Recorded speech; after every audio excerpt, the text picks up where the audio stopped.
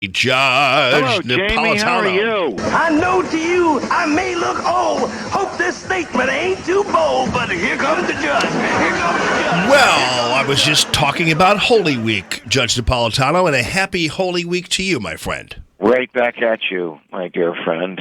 All God's blessings on you and your family and your wonderful listeners. Thank you. I really appreciate that, as we appreciate you every week. And now here is the deal.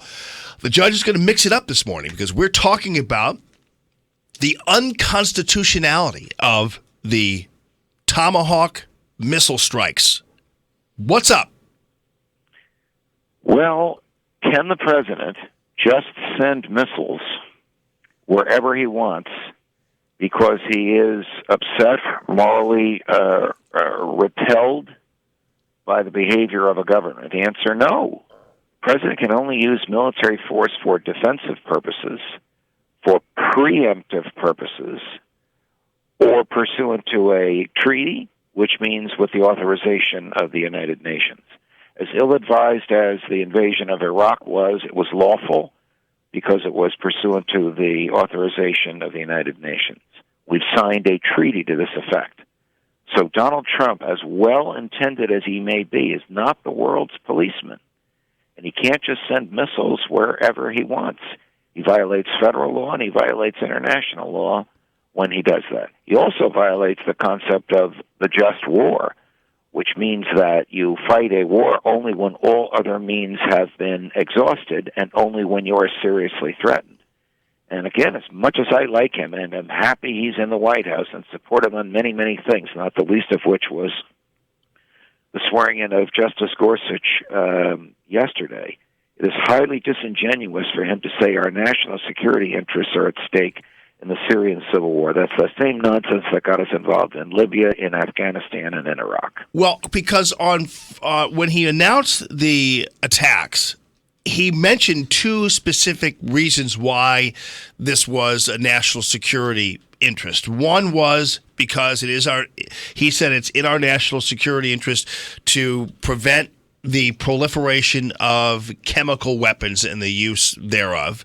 And secondly, he mentioned something I found compelling, which was that we also have a national interest in making sure we don't continue to allow the refugee crisis to affect us and to continue, and these chemical attacks just simply increase the refugee flow, and therefore it's not in our national interest to do that.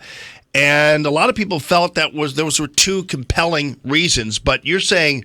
Well, they are emotionally compelling and politically compelling, but if they are legal justifications for the use of military force without a declaration of war by the Congress and without authorization by the United Nations, then he can use military force anytime, anywhere, against anybody. He can use it in Moscow because they're torturing people in the basement of the Lubyanka, or because they, too, are storing chemical weapons, which we know they have, but they promised not to use. I mean, it's such a low bar that he has created for himself. It's unrecognizable under the Constitution or under the law. Now he has his Secretary of State saying we want to bring about regime change. Really? We brought about regime change in Afghanistan, in Iraq, and Libya. How did that work out? Right. Well, that I am, that's why I'm hoping, and as much as people crab about Steve Bannon, I'm hoping that he listens to Bannon instead of these warmongering, bloodthirsty hawks like Lindsey Graham and John McCain. Well, on that, you and I are on exactly the same side for a variety of reasons. Yes. Not the least of which is his affinity for the great Raymond Leo Cardinal Burke. Steve Bannon is the lion of orthodoxy in that White House, and I hope he stays for as long as the president does, and I hope he has the president's ear all the time. Me too, because part of my attraction to President Trump was the fact that he really did convey a non-interventionist foreign policy. Right. And right. I mean, he ran for office condemning prior presidents, Barack Obama and George W. Bush, and even Bill Clinton, when he bombed Serbia the day after he was interrogated before a grand jury, for doing exactly what he did yesterday, which was the unprovoked, unlawful use of military force in order to change the president's image. It changed the president's image. It was a good change politically. It was received well by the American public. It's absolutely unlawful, profoundly unconstitutional, and who knows where it'll go. What's the strategy? Well, I don't know, though. I don't know whether in my opinion, I don't know whether there really needs to be at this point. But to your question about the constitutionality, for instance, when President Clinton bombed that aspirin factory, remember that? Yes. And killed a janitor. Yeah. What was that? I mean, he didn't get authorization for that, right? No, he didn't. It was just as well. The thing about these unlawful behaviors by the president is there's never a consequence when they're popular. There's only a consequence if the president is unpopular, and this adds to his unpopularity. So when Clinton did it, there was no consequence. When Obama bombed Libya and it resulted in the slaughter of Gaddafi, there was no consequence to Obama. Presidents can get away with so many of these things because we have an imperial presidency today and we have a supine Congress.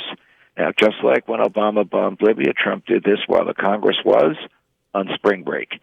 So there's no Congress sitting. By the time they get back, this will no longer be front page news. Rand Paul will complain. Mike Lee will complain. The Constitutionalists will complain. You don't have the authority to do this, but they'll be drowned out by the Lindsey Grahams and John McCains, who are lauding the president because they never met blood they didn't want to spill. Now, what about the War Powers Act? How does this play into the president's capability of? I mean, he's really not entering. This is not entering into an armed conflict per se.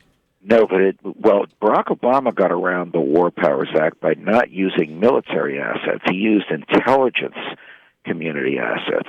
You know, the president has a secret army. It's the CIA. They don't wear uniforms. They wear fatigues, but these are not uniforms. They don't have insignia on them, and they're not governed by the War Powers Act. But if you use military materiel, like cruise missiles, that is the military, and then you're covered by the War Powers Act, which says defensive, preemptive, meaning somebody's about to strike you, that's certain, and we're going to strike them before they strike us, or pursuant to a treaty. You know, a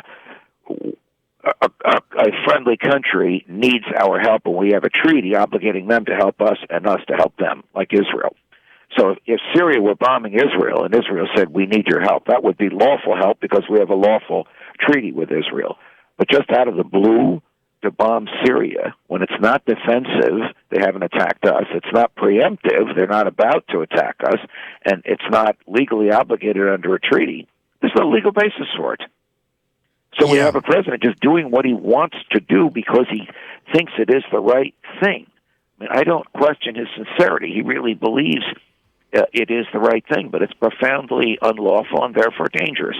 Whenever the president breaks the law and gets away with it, that is a precedent for future presidents to do the same thing. Well, in this case, this president, before he was president, blasted this stuff, and now he's doing it within his first 100 days. Well, whatever it happened to be, I hope this is it. That's what we're talking about. At Judge Knapp, judgeknapp.com. Appreciate you as always, my friend. Jamie, Happy Easter. Happy Easter. You too, my friend. All of that.